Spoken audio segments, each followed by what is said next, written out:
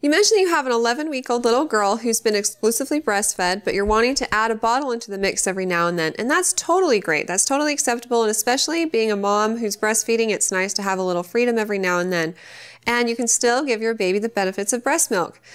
It's best if you just wait at least 2 weeks after they've established breastfeeding, and that, that's been long gone. So if she's doing really well, then she should take well to a bottle. Or she really shouldn't, I guess I should say she shouldn't get confused by having a bottle. As far as when and how to do it, choose a time of day like maybe in the mid-afternoon. That's what I started with, because your milk tends to be maybe a little bit slacking at that point anyway.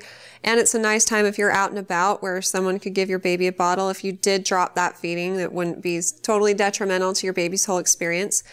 You can try bottle feeding her in the afternoon, but keep in mind what you need to do is continue to stimulate your body to make that milk if you're going to give her a bottle. If you just skip that feeding entirely and never pump to replace it, then your body will think, oh, I don't need to make milk at 3 o'clock in the afternoon, and so you won't have much. So if you're planning on feeding her a bottle, pump and then feed her the milk that you've expressed in a bottle.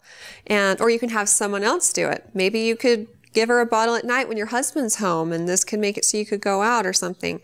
So pump when she'd normally eat, have someone else feed her the bottle. That's usually the best way to get babies to take to it, because they know when they're being held by you that you should be nursing them, not giving them a bottle. And so they usually take better to it if dad or someone else gives them a bottle while you're not even in the room.